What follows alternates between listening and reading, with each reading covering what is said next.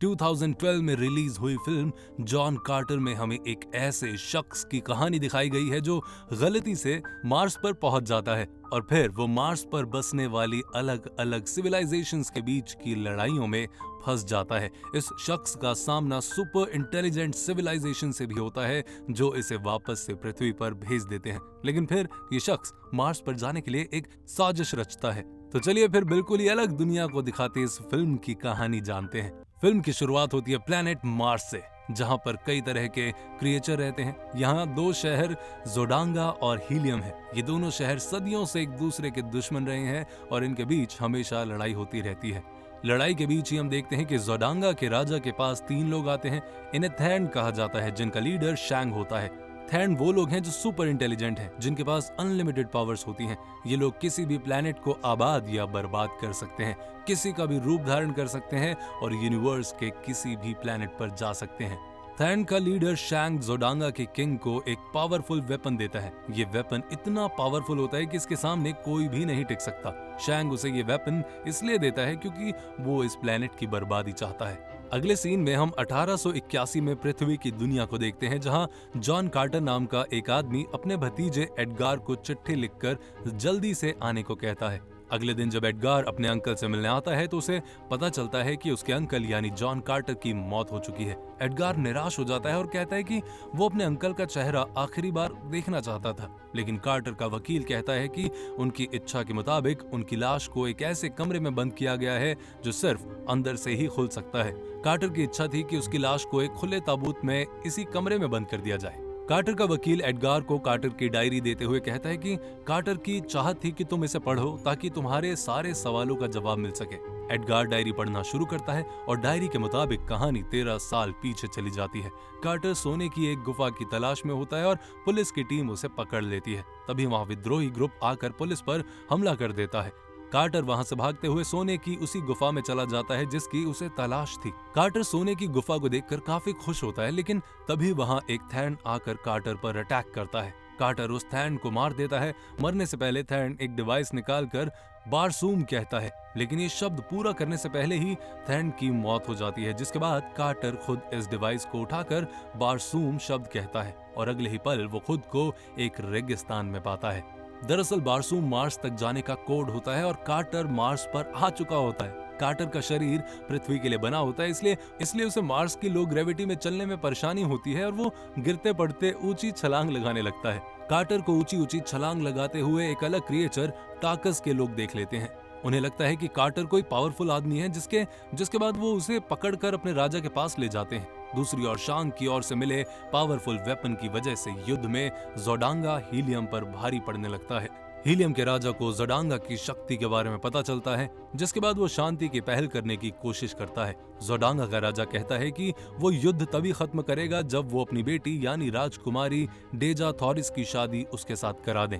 राजकुमारी थॉरिस इस शादी के लिए तैयार नहीं होती है और वो वहां से भाग जाती है। भागने के दौरान थॉरिस एयरक्राफ्ट से नीचे गिरने लगती है। तब कार्टर ऊंची छलांग लगाकर उसे बचा लेता है। जोडांगा का राजा और शैंग ये सब देख रहे होते हैं। शैंग समझ जाता है कि कार्टर इस प्लेनेट से नहीं है। अब कार्टर धरती से यहाँ तक कैसे आया, ये जानने के लिए शैंग जोडांगा के राजा को कार्टर को जिंदा पकड़ने के लिए बोलता है। जब जोडांगा के आदमी कार्टर और थॉरिस का पीछा करते हैं, तब टार्कस जोडांगा पर हमला करके इन दोनों की जान बचा लेते हैं। थॉरिस कार्टर से पूछती है कि वो इतने ऊंचे ऊंचे छलांग कैसे लगा लेता है, जिस पर कार्टर कहता है कि मुझे नहीं पता, मैं सोने की एक गुफा में था और फिर अचानक मैं यहाँ पहुंच गया। थॉरिस समझ जाती है कि कार्टर पृथ्वी से आया है। फिर वो पूछती है कि वो यहाँ कैसे आया, जिस पर कार्टर वो डिवाइस दिखाता है जो कि अब टार्कस के लीडर के पास होता है। थॉरिस कार्टर और टार्कस के लीडर की बेटी सोला को लेकर एक पवित्र नदी की ओर जाती है, क्योंकि उसे लगता है कि कार्टर और उस पवित्र नदी के बीच कोई कनेक्शन है। पवित्र नदी के पास जाने पर ये सभी एक गुफा में दाखिल होते हैं, जहां कार्टर के अंदर जाते ही वहां का नजारा बदलने लगता है, जिसे देखकर थॉरिस समझ जाती है कि जोडांगा के पास जो पावरफुल वेपन है, उस वेपन को इसी जगह से एनर्जी मिलती है। इसी जगह पर थैन की सारी मशीनें होती हैं, और इसी के जरिए शैंग और उसके लोग पलक झपकते ही एक प्लेनेट से दूसरे प्लेनेट तक पहुंच जाते हैं।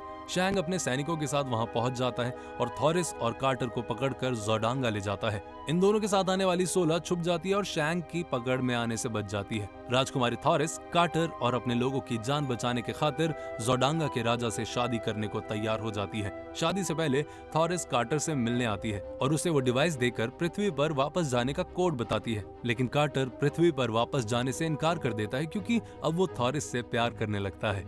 थॉरिस शादी करने के लिए वहां से चली जाती है। तभी शैंग एक बूढ़ी महिला के रूप में कार्टर के सामने आता है। शैंग अपनी शक्तियों का उपयोग करते हुए कार्टर पर कंट्रोल हासिल कर लेता है। शैंग कार्टर को बताता है कि थॉरिस उनके सभी राज को जान चुकी है, इसलिए जैसे ही राजा के साथ इसकी शादी हो जाती है हम थॉरिस को मार देंगे, जिससे हीलियम और जोडांगा के बीच फिर से युद्ध शुरू हो जाएगा और ये प्लेनेट बर्बाद हो जाएगा। बातचीत के दौरान ही शैंग कार्टर को कहीं और लेकर जाता है। तभी सोला का एक वफादार जानवर आकर शैंग के उस हाथ पर काट लेता है जिस हाथ में रखे डिवाइस के जरिए शैंग ने कार्टर को कंट्रोल में रखा था।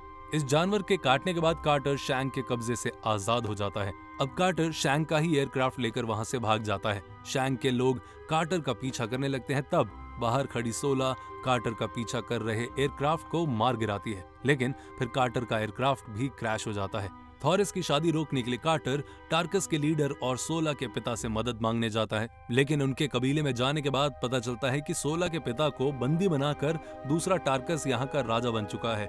ये नया राजा कार्टर को पुराने राजा के साथ ही कैद में डाल देता है। अगले दिन कार्टर को मारने के इरादे से वहाँ का राजा उसे 2 खूंखार जानवरों के साथ लड़ने के लिए भेजता है। कार्टर अपनी शक्तियों का उपयोग करते हुए दोनों जानवरों को मार देता है और फिर वो मुकाबले का चैलेंज करने के बाद नए राजा को भी मार देता है और फिर सोला का पिता फिर से टार्कस का राजा बन जाता है। अब कार्टर टार्कस की पूरी सेना लेकर थॉरिस की शादी वाली जगह पर आता है। यहाँ आकर वो लोगों को बताता है कि ये शादी सिर्फ एक धोखा है और शादी के बाद भी जोडांगा हीलियम के लोगों का कत्लेआम करता रहेगा। ये बात सुनकर दोनों शहरों में भयंकर युद्ध होने लगता है। युद्ध के दौरान कार्टर जोडांगा के राजा को मार देता है। कार्टर शैंग को भी मारने की कोशिश करता है, लेकिन वो अपनी शक्तियों का उपयोग करते हुए वहां से गायब हो जाता है। युद्ध खत्म होने के बाद कार्टर और थॉरिस एक दूसरे से शादी करते हैं। शादी की पहली रात को ही शैंग कार्टर के पास आकर उसे पृथ्वी पर वापस भेज देता है। पृथ्वी पर वापस आने के बाद वो खुद को उसी जगह में पाता है जहां से वो मार्स पर गया था, लेकिन अब उसे मार्स पर ही जाना था क्योंकि उसकी पत्नी थॉरिस वहीं रहती थी। कार्टर को पता था कि थैन के लोग यूनिवर्स के सभी प्लैनेट्स पर घूमते रहते हैं, तो फिर कार्टर पृथ्वी पर किसी थैन की तलाश में लग जाता है ताकि वो उससे डिवाइस हासिल करके मार्स पर जा सके। और 10 साल बाद कार्टर को वो डिवाइस मिल जाता है। अब फिल्म प्रेजेंट में वापस आती है जिसमें एडगार कार्टर की डायरी पढ़ रहा होता है और कार्टर डायरी में आगे लिखता है कि अब वो मार्स पर जा चुका है, लेकिन थैन उसकी बॉडी की तलाश में अभी पृथ्वी पर ही घूम रहे होंगे। अगर पृथ्वी पर उसकी बॉडी डिस्ट्रॉय हो गई तो फिर वो मार्स पर भी मर जाएगा। इसलिए कार्टर डायरी के जरिए एडगार को कहता है कि वो थैन से उसकी बॉडी की हिफाजत करे। साथ ही कार्टर एडगार को ये भी बताता है कि जिस कमरे में उसकी लाश है उसकी चाबी भी तुम ही हो।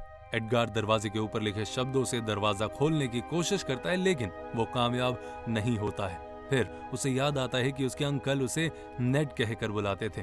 तब वो नेड से दरवाजा खोलने की कोशिश करता है और दरवाजा खुल जाता है। एडगार जैसे ही अंदर जाता है पीछे से कोई आदमी आकर उसे मारने की कोशिश करता है। तभी वहां तीसरा आदमी आकर एडगार को मारने की कोशिश करने वाले आदमी को गोली मार देता है। एडगार देखता है कि उसकी जान बचाने वाला तीसरा आदमी उसका अंकल जॉन कार्टर ही है। कार्टर मरे हुए आदमी के पास जाकर उसके गले से वो डिवाइस लेता है और फिर हमें पता चलता है कि मरने वाला आदमी और कोई नहीं बल्कि थैन का ही लीडर शैंग है, जो कि कार्टर की मौत के बाद एडगार को फॉलो करते हुए उसकी लाश तक पहुंचना चाह रहा था। इसके बाद हमें पता चलता है कि एक्चुअल में कार्टर को मार्स पर जाने के लिए वो डिवाइस कभी मिला ही नहीं था, इसलिए उसने डिवाइस हासिल करने के लिए एक चाल चली थी। कार्टर ने खुद ही अफवाह फैला दी कि उसे डिवाइस मिल गया है। डिवाइस मिलने की खबर सुनकर शैंग कार्टर की बॉडी को डिस्ट्रॉय करने आ गया और फिर उसे मारकर कार्टर ने डिवाइस हासिल कर लिया। डिवाइस हासिल करने के बाद कार्टर नेड को गले लगाकर उसे थैंक यू बोलकर एक बेड पर लेटता है और फिर मार्स पर चला जाता है। फिल्म यहीं पर खत्म हो जाती है। तो फिल्म की एक्सप्लेनेशन आपको कैसी लगी मुझे कमेंट करके जरूर बताएं। अगर कोई फीडबैक देना चाहते हैं तो वो भी आप दे सकते हैं। प्लस इस वीडियो को लाइक, शेयर एंड चैनल को सब्सक्राइब जरूर करें।